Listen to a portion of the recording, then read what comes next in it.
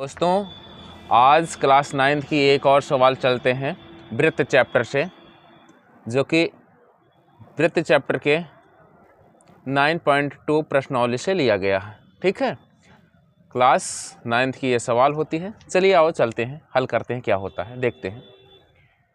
5 centimetre तथा 3 centimetre त्रिज्या वाले 5 सेंटीमीटर तथा 3 सेंटीमीटर त्रिज्या वाले दो वृत्त, एक 5 सेंटीमीटर त्रिज्या का वृत्त है, एक 3 सेंटीमीटर त्रिज्या का वृत्त है। ये दोनों वृत्त दो बिंदुओं पर प्रक्षेद करते हैं। एक 5 सेंटीमीटर त्रिज्या का वृत्त है, बना रहे हैं, एक 5 सेंटीमीटर त्रिज्या का वृत्त है और एक 3 सेंटीमीटर त्रिज्या का वृत्त है। दो बिंदुओं पर प्रक्षेद करते हैं। देखिए 3 सेंटीमीटर त्रिज्या का जो वृत्त है, ये क्या कर रहे हैं, दोनों एक दूसरे को दो बिंदुओं पर प्रक्षेद कर रहे हैं। एक बिंदु पर यहाँ प्रक्षेद कर रहे हैं, एक बिंदु पर यहाँ प्रक्षेद कर रहे हैं। एक दूसरे को क्या कर रहे हैं, प्रक्षेद कर रहे हैं। उनके केंद्रों के बीच की दूरी 4 सेंटीमीटर है। उनके केंद्रों के बीच की दूरी कितना है भैया, 4 सेंटीमीटर है। केंद्रों के बीच की दूरी 4 सेंटीमीटर, यानी यहाँ से यहाँ तक की बीच की दूरी कितनी है, 4 सेंटीमीटर है। तो केंद्र इसका मान लेते हैं केंद्र O1, इसका मान लेते हैं O2। केंद्र इसका मान लेते हैं O1, इसका मान लेते हैं O2 मान लेते हैं।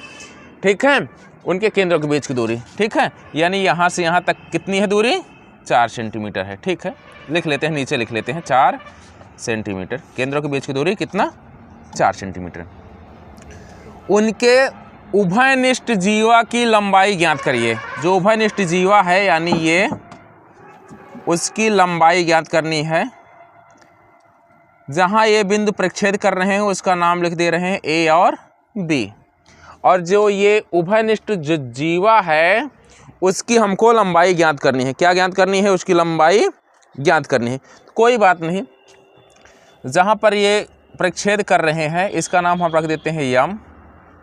ठीक है, क्योंकि ये जो जीवा होती है, जीवा को दो समान भागों में बांटने का काम कौन करता है, केंद्र से डाला गया लंब। केंद्र से डाला गया लंब जीवा को दो समान भागों में बांटने का काम करता है। कहने की ये मतलब हो, जितने AM होगा उतने MB होगा। ठीक है, यहाँ भी दूसरे वाले वृत्त से भी देखिए, केंद्र से जीवा पर डाला गया लंब जीवा को समद्विभाजित करता है। इसका नाम हमने यम रख दिया है। अब देखिए ये बड़े वृत्त की त्रिज्या, यानी ये खींच दे रहे हैं, ये है 5 सेंटीमीटर, यानी इसका क्या है, 5 सेंटीमीटर। ये 3 सेंटीमीटर त्रिज्या वाला वृत्त है, तो यानी यहाँ से यहाँ तक कितना हो जाएगा, 3 सेंटीमीटर। ठीक, ये 5 सेंटीमीटर का है, ये 3 सेंटीमीटर त्रिज्या का वृत्त है। ध्यान देना, इसको मान लेते हैं, यहाँ से यहाँ तक की लंबाई को मान लेते हैं यक्स मान लेते हैं।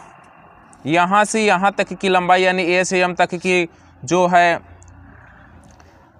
ये व्यास जीवा जो है वो मान लेते हैं यक्स, और ये यहाँ से यहाँ तक मान लेते हैं Y सेंटीमीटर। कितना, Y सेंटीमीटर। पूरे Y में पूरे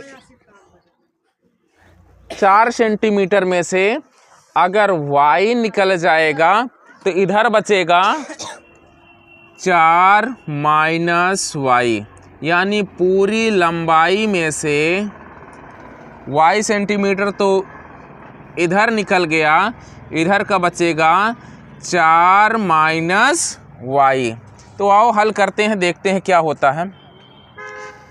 तो सबसे पहले हम देखेंगे त्रिभुज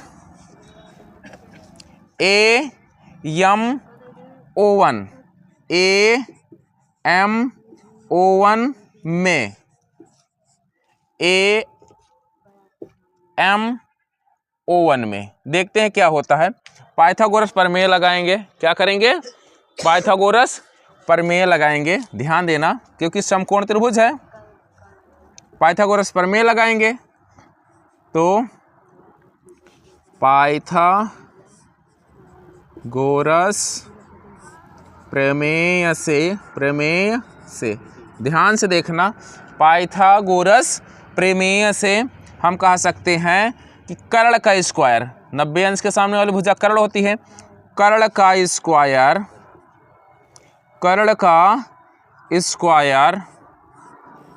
बराबर लंब का स्क्वायर, लंब क्या है भैया, एम का स्क्वायर प्लस आधार का स्क्वायर, आधार कितना है MO1, ठीक है।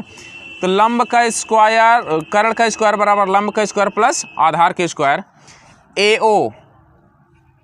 AO बराबर 5 का स्क्वायर बराबर AM क्या माने हैं, AM माने हैं x माने हैं, यानी x का स्क्वायर, ठीक है। इसके बाद प्लस MO यानी MO1 कितना है, 4 माइनस y का स्क्वायर, ठीक है बच्चों, ठीक है। अब इसको थोड़ा सा हल करते हैं। 5 के स्क्वायर कितना बनता है, 25 बराबर x का स्क्वायर प्लस, इसको थोड़ा सा विस्तार में लिखते हैं, सर्वसंख्या में फार्मूला में तोड़ के लिखते हैं। तो a का स्क्वायर यानी 4 चौक 16 प्लस b का स्क्वायर यानी y स्क्वायर माइनस 2ab यानी 4 दूनी 8 y, कितना 8y, ठीक है। तो यहाँ ऐसे लिख सकते हैं। अब ध्यान से देखना आगे क्या करते हैं, 25 16 जो इधर है इधर ले आएंगे, माइनस में हो जाएगा 75 करने के बाद, बचेगा x square plus y square minus 8y। इसके बाद 25 में से 16 गया 9 आएगा, x square plus y square minus 8y। इसको समीकरण 1 मान लेते हैं, तब और आगे हल करते हैं। इसको समीकरण 1 मान लेते हैं, फिर आगे हल करते हैं। इतना आ गया समीकरण 1। अब देखा दूसरा त्रिभुज देख रहे हो आप सबने, त्रिभुज AMO2, त्रिभुज AMO2 में AMO2 में फिर से क्या बन रहा है, यहाँ पर पाइथागोरस प्रमेय लगाएंगे। फिर से क्या लगाएंगे, पाइथागोरस प्रमेय। क्यों ऐसा, क्योंकि यहाँ भी तो 90 अंश बन रहा है। तो पाइथागोरस प्रमेय क्या कहता है, कर्ण का स्क्वायर यानी AO2 का स्क्वायर बराबर लंब का स्क्वायर यानी AM का स्क्वायर प्लस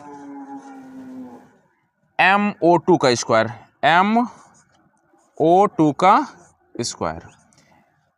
AO के स्क्वायर के बराबर क्या भैया, AO कितना है 3 का स्क्वायर बराबर AM कितना है, AM है हमारा x यानी x का स्क्वायर, ठीक है। और MO कितना है, MO है y का स्क्वायर, यानी इसको जब हल करेंगे तो 9 बराबर x square plus y square. इसको मान लेते हैं समीकरण 2, इसको समीकरण 2 मान लेते हैं और आगे अब हल करते हैं। ध्यान से देखना, थोड़ा ध्यान से देखना, आगे हल करते हैं। समीकरण हमने 2 मान लिया। अब क्या करते हैं, समीकरण 1 व 2 से, समीकरण 1 व 2 से, समीकरण 1 क्या कह रहा है, 9 बराबर x square plus y square minus 8y। समीकरण 1 यही है। तो 9 को 9 लिखेंगे और x square plus y square को हम लिख सकते हैं 9, x square plus y square को हम लिख सकते हैं 9, जो कि समीकरण 2 में दिया है। तो इसके जगह क्या लिख सकते हैं, 9 लिख सकते हैं, 9 माइनस 8y। अब 9 इधर करेंगे माइनस 75 बराबर -8y, 0 बराबर -8y, यानी कहने का मतलब 0 बटे -8 यानी y बराबर 0। y बराबर कितना आया 0। y का मान कितना आ गया 0। अब देखिए y का मान रखेंगे समीकरण 1 में, क्योंकि हमको x का मान निकालना है ना। तो y का मान समीकरण 1 में रखने पर, समीकरण 1 में रखने पर, समीकरण 1 कहाँ है, 1 रखें या 2 रखें, चलो 1 में रखो या 2 में, चलो 2 में ही रख देते हैं। समीकरण 2 में रखने पर थोड़ा सा आसान हो जाएगा। 9 बराबर x square plus y square, 9 बराबर x square plus y square का मतलब 0, कोई दिक्कत नहीं है, यानी 0 x स्क्वायर में 0 जुड़ेगा तो x ही स्क्वायर आएगा, यानी 9 बराबर x स्क्वायर, x बराबर कितना आ जाएगा 3, यानी x बराबर 3। अब देख रहे हो x बराबर 3 आ गया, तो हम लिख सकते हैं, हमको क्या निकालना है, हमको AB के बीच की दूरी निकालनी है ना। AB कितनी लंबी है, AB बराबर हम लिख सकते हैं, AB बराबर लिख सकते हैं AM plus MB, AM plus MB को AM मान लें, मान क्या लें, होता ही है 2 बराबर भागों में बांटता है, केंद्र से जीवा पर डाला गया लंब जीवा को 2 बराबर भागों में बांटता है, तो AM जितना होगा उतना MB होगा। MB को हम AM भी लिख सकते हैं, AM, AB बराबर 2AM, AB बराबर 2AM, AM के बराबर हमने क्या माना था x, ठीक है।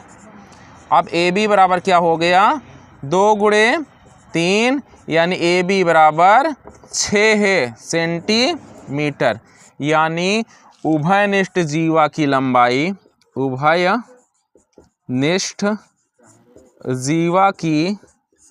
जीवा की लंबाई 6 सेंटीमीटर है, ठीक है।